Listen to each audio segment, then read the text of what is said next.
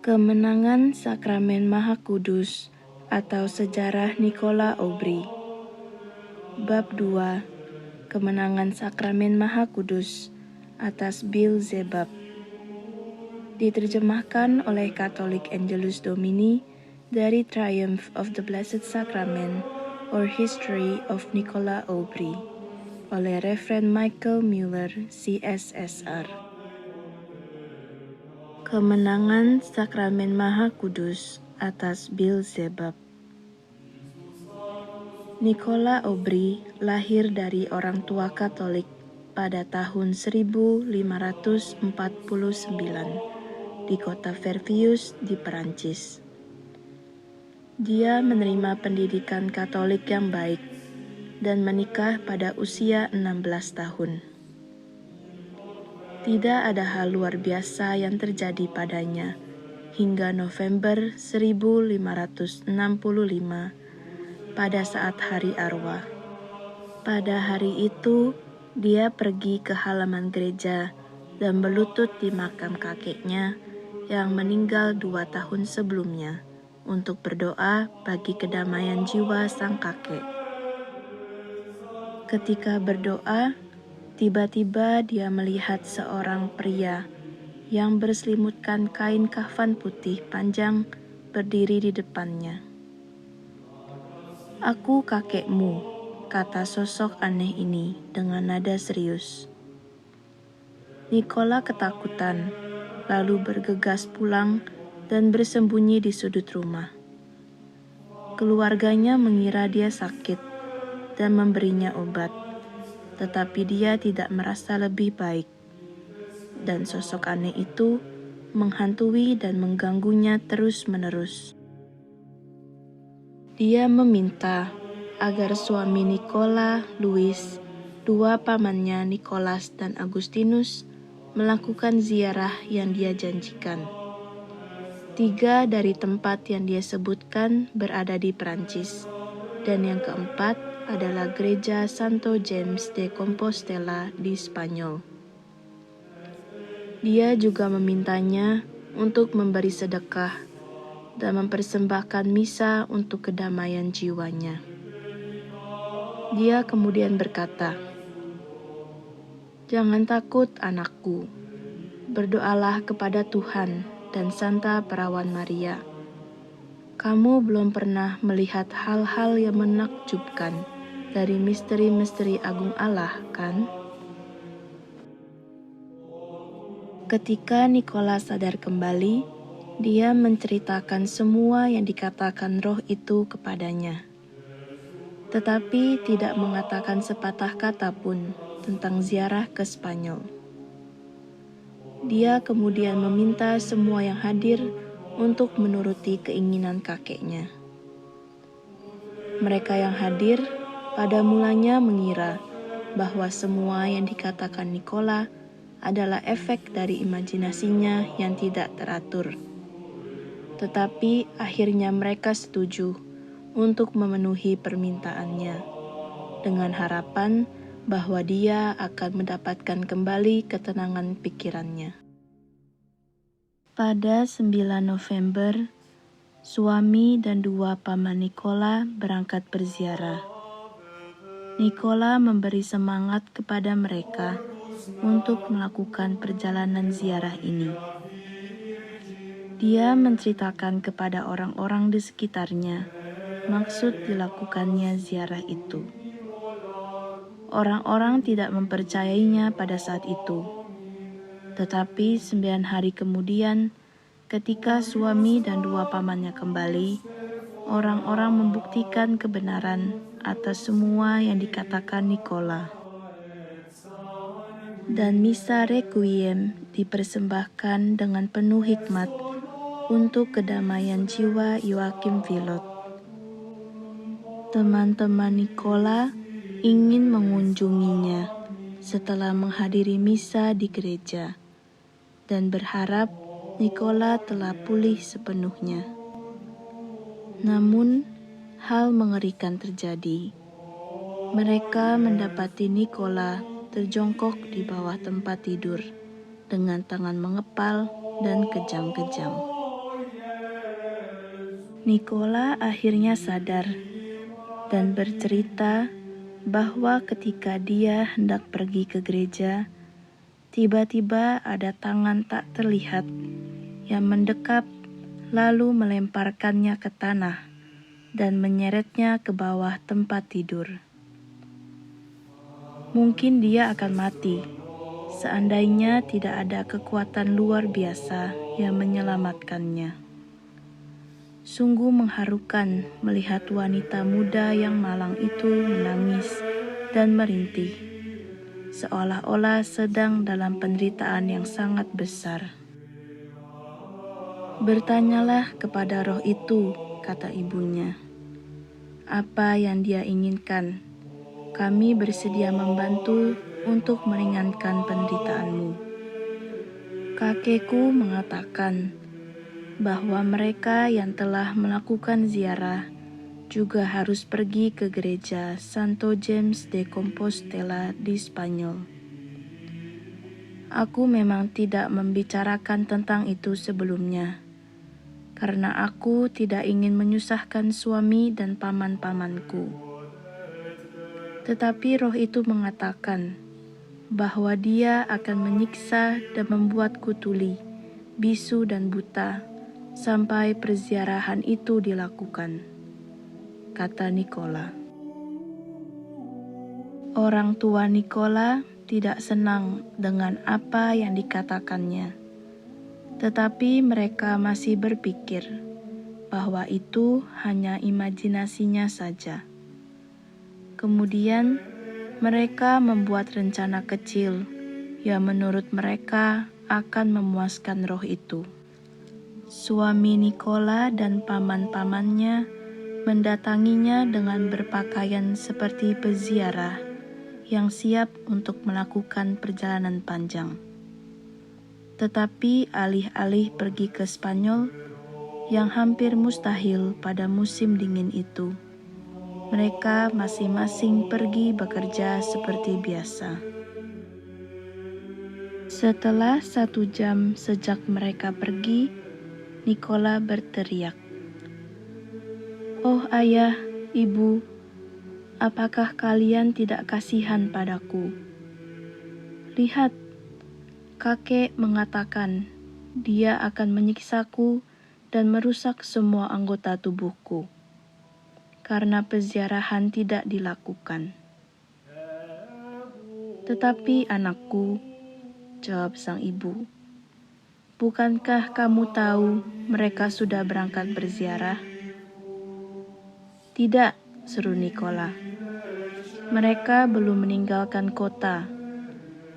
Louis ada di rumah ayahnya, duduk di dekat api unggun, dan paman sedang bekerja." Orang tua Nicola sangat terkejut, seperti disambar petir. Apa yang dikatakan Nicola benar. Kemudian mereka menceritakan hal itu kepada seorang imam, dan diputuskan untuk melakukan pengusiran setan menurut gereja, untuk mengetahui apakah roh itu berasal dari Tuhan atau bukan.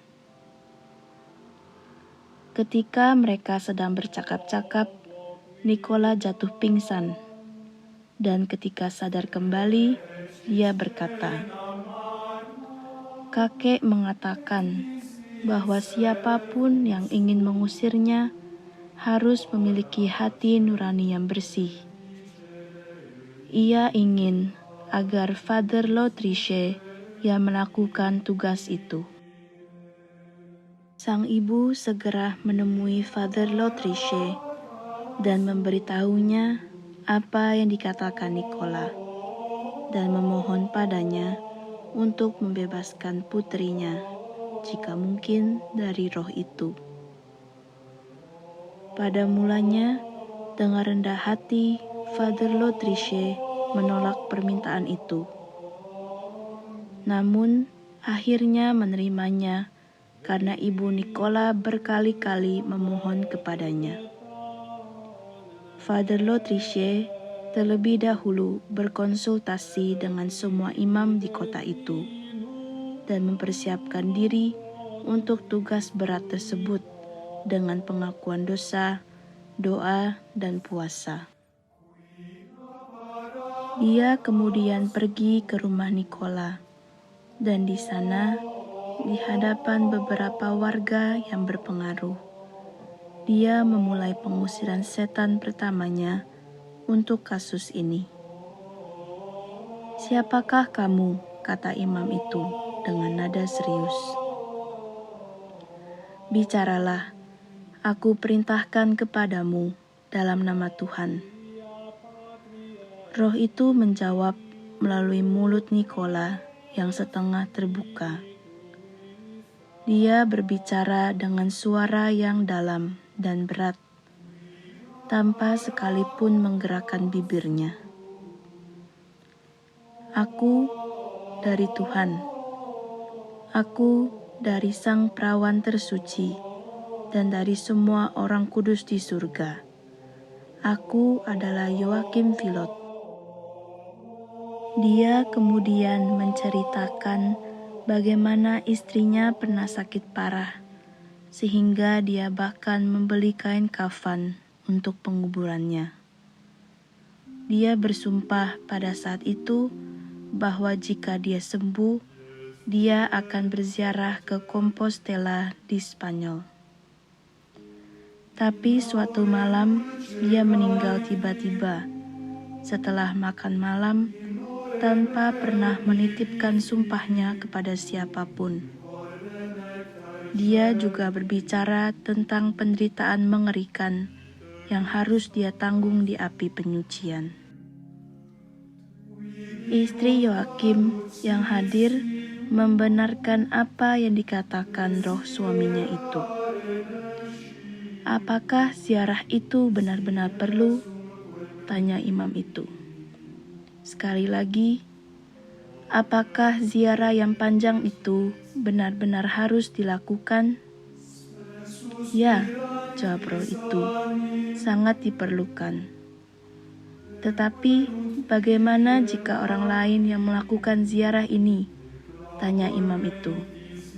"Tidak," jawab roh itu dengan semangat. "Ziarah harus dilakukan oleh orang-orang yang sama." Beberapa hari kemudian, orang tua Nikola berbicara dengan imam tersebut jika ziarah ke Spanyol tidak mungkin dilakukan pada pertengahan musim dingin, dan terutama ketika terjadi revolusi di seluruh negeri. Tiba-tiba roh itu menyela mereka dan berkata, "Mengapa? Apakah kamu tidak tahu bahwa ziarah ini dapat digantikan dengan hal baik lainnya?" "Hal baik apa?" tanya Father L'Autriche. "Ya, mereka bisa pergi ke gereja Santo Claudius, gereja Santo Gervasius, atau gereja Santo Nicholas," jawab roh itu. "Atau kalian dapat mempersembahkan 8 misa hikmat, 7 di Vervins, dan yang ke-8 di gereja Santo Nicholas. Atau lebih baik lagi, kalian dapat mengadakan lomes di gereja Santo Nicholas sambil menyalakan sebatang lilin. Ketiga peziarah harus segera berangkat. Cuaca akan cerah selama perjalanan mereka. Begitu mereka kembali, Nikola dan neneknya harus pergi ke Lies dan mengadakan misa untuk jiwaku. Di sana, mereka akan melihat aku melayang di atas altar dalam wujud seekor merpati. Aku akan mengucapkan selamat tinggal kepada mereka sebanyak 3 kali, dan kemudian memasuki kebahagiaan surga. Selain itu, setiap hari Jumat, kalian harus mempersembahkan misa requiem dan de profundis di makamku. Tentu saja itu tidak berguna lagi untukku, karena aku berada di surga. tetapi itu akan sangat bermanfaat untuk kalian.